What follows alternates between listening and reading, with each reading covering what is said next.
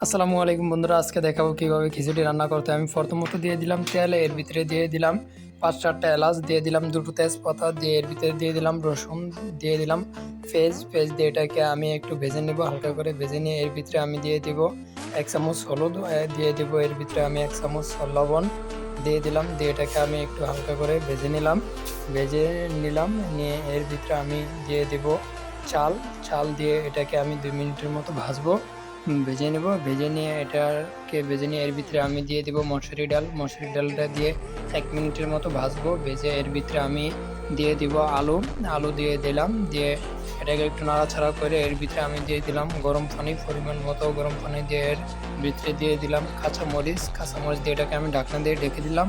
ঢাকনাটাকে ৪ minute পরে তুলে দেখলাম যে এটা উতরাইতে আছে। এটাকে একটা নাড়াচাড়া দিলাম। দিয়ে এর ভিতরে আমি দিয়ে দিলাম পটল দিয়ে এটাকে আমি ঢাকনা দিয়ে ঢেকে দিলাম। ঢাকনা দিয়ে ঢেকে ঢাকনাটাকে আমি ৩ মিনিট পরে তুললাম। ৩ মিনিট পরে তুলে দেখলাম যে এটাকে নাড়াচাড়া দিলাম। দিয়ে এর ভিতরে আমি দিয়ে দিলাম পুঁই শাক দিয়ে এটাকে একটু নাড়াচাড়া করে এর ভিতরে এটাকে আমি ঢাকনা দিয়ে ঢেকে দিলাম। ঢাকনা দিয়ে ঢেকে ঢাকনাটাকে ৩ মিনিট পরে তুলে এটাকে একটা নাড়াচাড়া দিলাম। দিয়ে এটাকে আবারও আমি ঢাকনা দিয়ে ঢেকে দিলাম। ঢাকনাটাকে আমি ৫ মিনিট পরে তুললাম। ৫ মিনিট পরে তুলে এটাকে নাড়াচাড়া দিলাম যাতে নিচে না লেগে যায়। আবারও এটাকে ঢাকনা দিয়ে ঢেকে দিলাম।